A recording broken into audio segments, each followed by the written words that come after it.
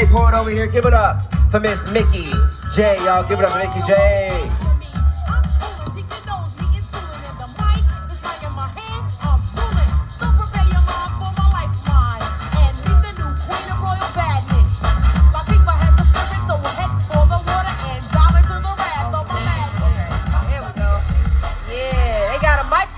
People, shout out Judah, man. Thank y'all so much. Lionlike, this Poetry Fest, Pomona, man, yeah, I did fly in fresh off the plane just to come see y'all. So, yeah, I can't follow up these other acts, man. Everybody that just touched this mic was just straight fire. So, thank y'all for coming through. Thank y'all for coming to chill with us. We're about to have a wonderful afternoon, beautiful weekend. So, let me just hop into it, shoot.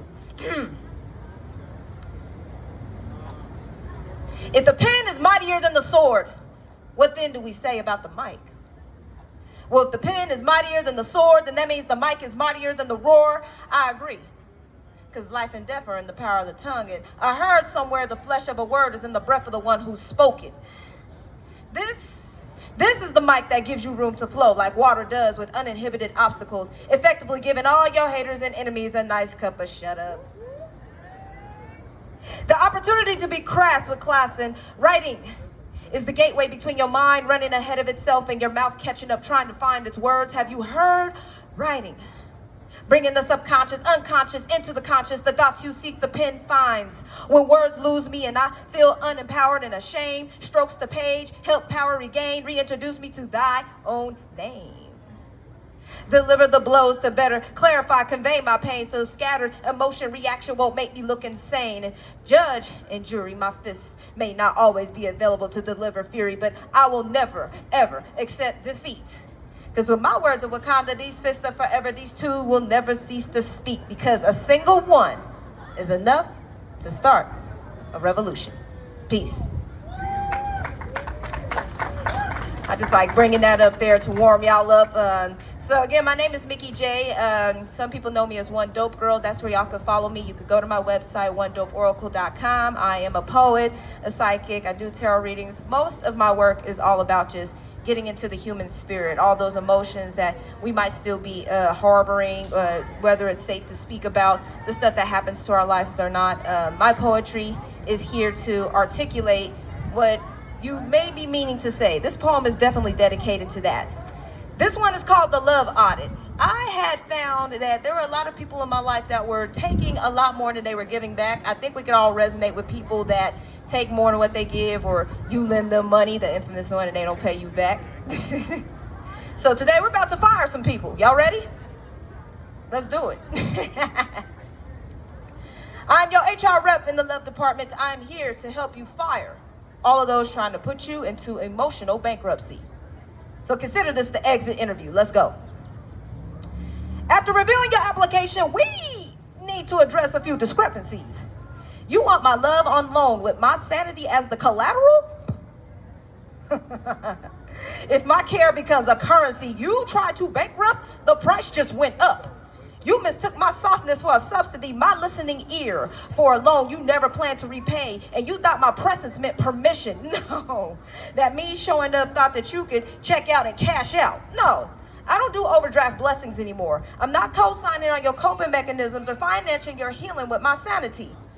You tried to overdraft my peace while cashing in on my compassion, but baby, I'm about to keep it all the way, player. I'm not the bank of second chances. I'm the vault you can't crack because you don't know that love requires investment, not extraction. Love does not live here on layaway. This is not a payment plan for your potential. This is not a punch clock for your growing pains. I clocked out, that's right.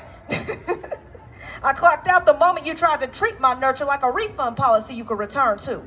You don't get to swipe vibes and call it effort. You don't get to ghost growth and pretend and earn interest on our chemistry and calling it compatibility. You can't rent space in my heart when you can't even afford a conversation. I repossessed every version of me that believed I had to earn your reciprocity. So, after unanimous review, this application for emotional intimacy is not approved. Due to the nature of your previous history consisting of, okay, let's go through your report. Too many derogatory reports from past lovers. You have a history of chronic ghosting and gaslighting. You have some unpaid emotional labor still outstanding. Oh, hold on this. Pre-existing parental responsibilities still past due. And you're in default with multiple hearts and collections. You have a previous bankruptcy of, oh, our favorite word, accountability. You have repossession of peace by multiple exes. Your debt to income ratio of collateral is at 0. You can't even provide consistent communication or effort. And you're delinquent in self-awareness. And also, look, you're flagged for love bombing with abrupt withdrawals. I don't think you should reapply. Your application has been denied. Please contact your inner child for further assistance. Boom. How many people did we just fire in that piece? Oh, yeah, okay, you fired somebody, good job. I'm proud of you. Keep it up. Nah, for real, there are people in our lives where and sometimes it's the ones that we love. Those are the hardest ones because we're like, oh man, we got something to lose there. But sometimes we have to teach people how to love us by standing on business. Sometimes to be cruel is to be kind. There we go. Next one. How much time do I got left? Only a little bit. All right. So, I'm smelling food around here, lots of barbecue, lots of good, delicious food. Since we're on the topic of a lot of relationships, let's go to the most important one. Family. Family, yes. I'm gonna take y'all to a cookout with this one. Y'all ready? You hungry? All right, let's eat. Family. We break bread, but we never break that silence. Plastic chairs sinking into all the things we never say. Welcome to the cookout. Here's the roll call. Dad is on the grill quiet and burnt out, a couple of beers deep talking about when I was your age, but he still don't know mine. Mom is ready to explode. If someone say her sister's name one more time, the one she don't get along with. Brother ain't been the same since 2008, left early after he showed up late. Sister dressed to kill, but only there to slay folks with shade. Cousins loud and drunk and always got a new man and lady in the same story. Uncles telling war stories they never lived and fighting battles they caused. Grandma and grandpa, the ones that see it all, but won't say nothing because that's family business.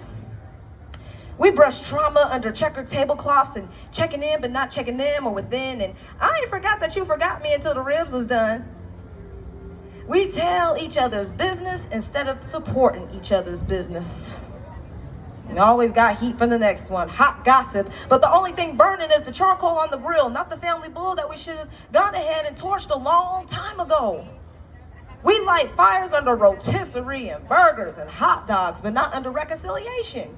We over there smoking brisket, but never really clearing the air. Dressing up grief like it's going to Sunday service and lacing it in aluminum foil, and calling it a potluck. Because we only see each other when someone fires up a grill or dies. They tell us, smile for the picture. Well, we're still chewing on the bones of all the secrets we learned through that potato salad. Ironically, that potato salad that no one has even eaten. You know what? Let's do a menu check. We got ribs and chicken glazed in resentment. Potato salad seasoned with secrets. Secrets somehow everybody still knows. They haven't even touched that salad because that's the salad no one touches because that one auntie made it and we somehow still ain't forgave her. Plastic cups snapping under generational pressure. Red Solo cups sweating with alcohol. Masking everybody, pretending that they fine. And then we got that music break with Frankie Beverly making the lines sound smooth. Before I let go. But they don't let go of the morals. Blasphemy at the mic at karaoke. Candy come on and even the cousins doing the electric slide like they didn't just slide the other one for $40 and never paid them back. We pass trauma like tongs. Here, you take it, just hungry for attention. And when the paper plates get tossed, so do the fake smiles. Grief goes back into Tupperware to the next funeral. Because remember, we only see each other when someone dies or the grill gets fired up. Family. We break necks over strangers, for strangers, with no mercy, with violence, but we never broke the silence on the throat of the beef that was never spoken on. Family. We break bread, but we never broke cycles. Peace.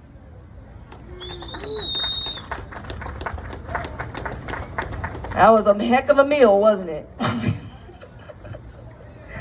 All right, Jude, I think I'm closing up on my time, am I? I think I am. All right, so let me go ahead and seal y'all up with some nice dessert here with what poetry is about while we get on this mic. I think in such times like this where you're silenced a little bit more for what you have to say, for the things that you experience and what you observe, I think that art is such a one of our safe spaces that we still have to maintain when we're living in a time where, you know, speaking up on stuff is a little dangerous, you know? And so I want to remind everybody that art is still sacred. No matter how you present it, whether it's in visual, whether it's in auditory, no matter what you're doing right now, I encourage everybody to maintain what I like to call the sacred voice. I offer this for every voice still trembling in silence, for the ones who write through it, fight through it, and find their way back to breath through the power of being heard. So, what is a sacred voice? The kind that turns heads, catches eyes, turns hearts to ears, to face fears, catch tears, that quench the thirst of communal waters. For some of us, our voice and pen is the only form of protest we have. So shall we begin? The sacred voice is the signature of all who create cures with their words, who see and hear and taste and scent and feel and still dare to be heard.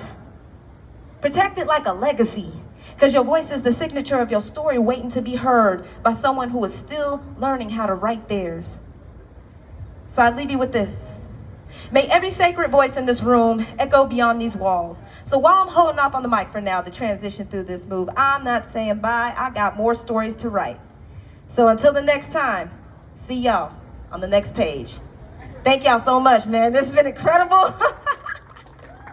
Again, come follow me at It's One Dope Girl, or come visit my website, One Dope Oracle. Again, I'm a poet, I'm a psychic, and I do readings. So if you still have somebody you need to fire, you know, put off the team, I got your back. And thank y'all for welcoming me here to California. I just moved here near Leimert Park a month ago. So thank you for the love and hospitality. To the next one. Drums, please.